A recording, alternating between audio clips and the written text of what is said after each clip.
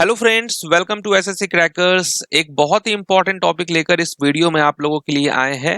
SSC 2020 से लेकर 2025 के बीच जितने भी इंपॉर्टेंट एग्जाम हुए हैं, चाहे वो सीजीएल का एग्जाम हो, सीएचएसएल का हो या कोई सा भी एग्जाम हो, उसमें पूछे गए 5 ईयर प्लान के हम लोग इंपॉर्टेंट क्वेश्चन करने वाले हैं।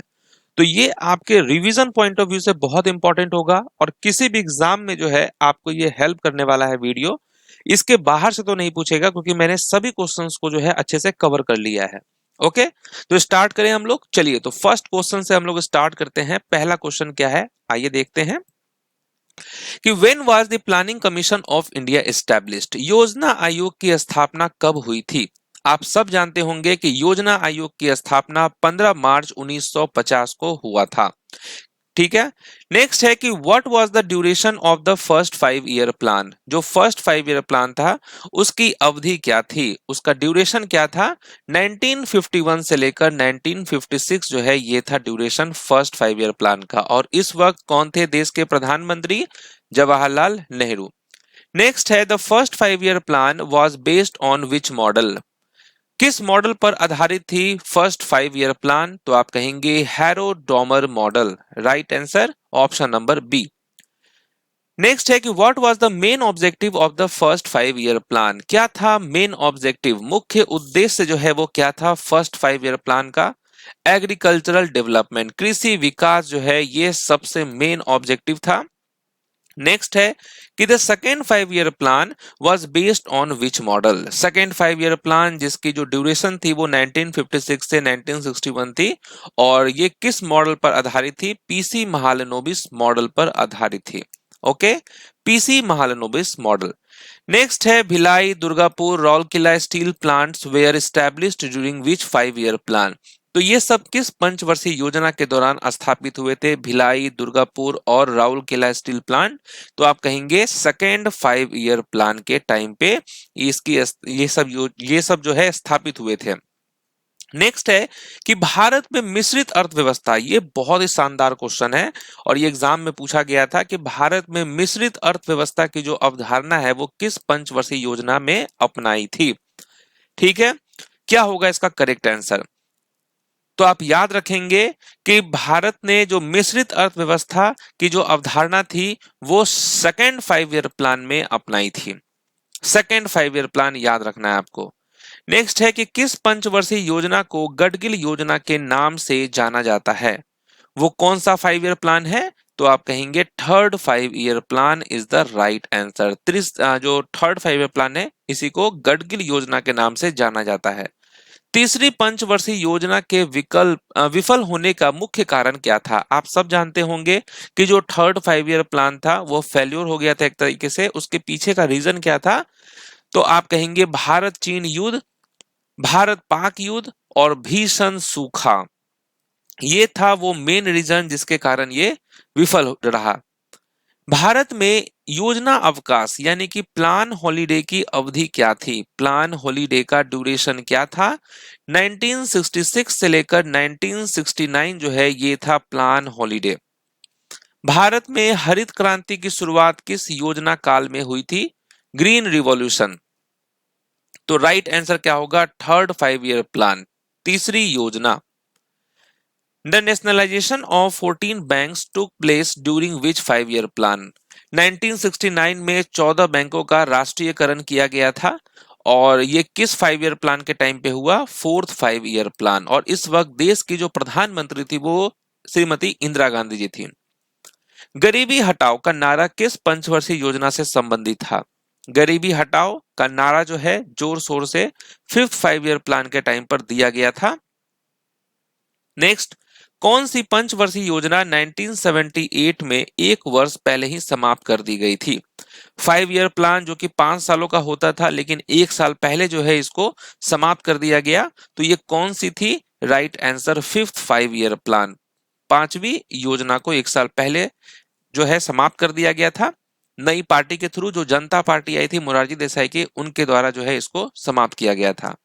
रोलिंग प्लान की अवधारणा किसने प्रस्तुत की? और ये भी आज का बहुत ही शानदार क्वेश्चन है। बहुत सारे लोगों को इसका आंसर नहीं मालूम होगा, आई नो।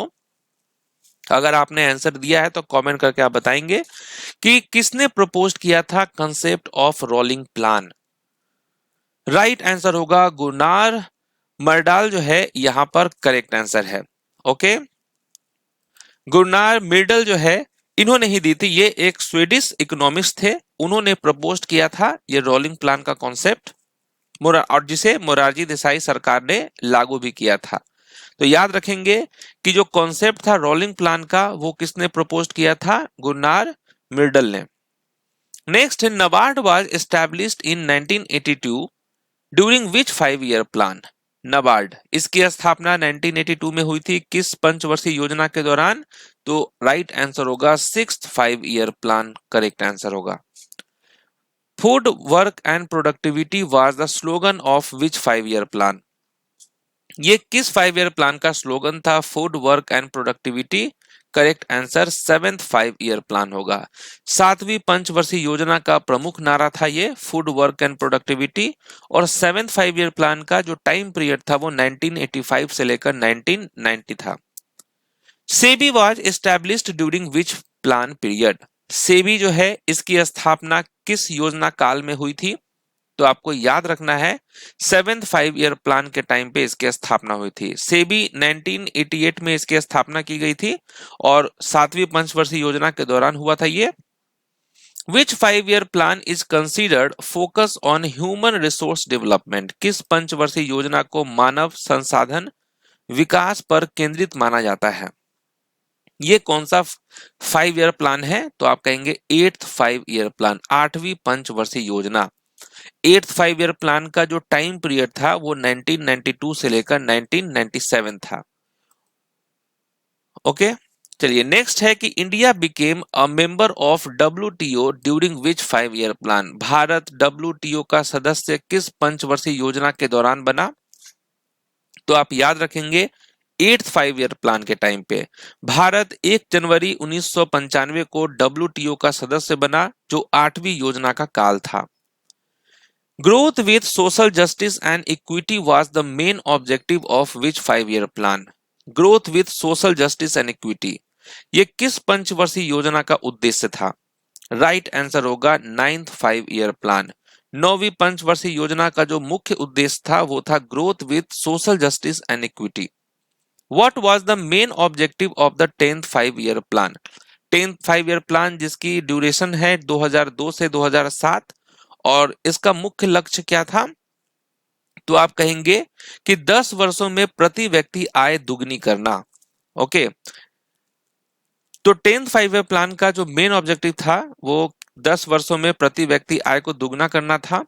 इस योजना का मुख्य उद्देश्य अगले 10 वर्षों में प्रति व्यक्ति आय को दुगना करना है। इसका उद्देश्य 2012 तक गरीबी अनुपात को 15% तक कम करना भी है। इसके विकास का लक्ष्य 8% था, लेकिन इसने केवल 7.6% ही हासिल किया था। Who was the last vice chairman of the planning commission? Chairman कौन होते हैं? देश के प्रधानमंत्री। और यहां पूछा गया last vice chairman. Vice chairman का नाम था मोंटेक सिंह अहूवालिया। ठीक है। MNREGA was implemented during which 5 year plan. MNREGA जो है ये किस पंचवर्षीय योजना के टाइम पे हुआ? राइट आंसर होगा 11th 5 ईयर प्लान। मनरेगा कब आया? 2005 में, end of 10th plan, but it became effective during the 11th 5 year plan. 2005 में आया था ये, लेकिन इफेक्टिव जो है 11th 5 ईयर प्लान के टाइम पे हुआ था। नेक्स्ट है कि भारत की अंतिम पंचवर्षीय योजना कौन सी थी?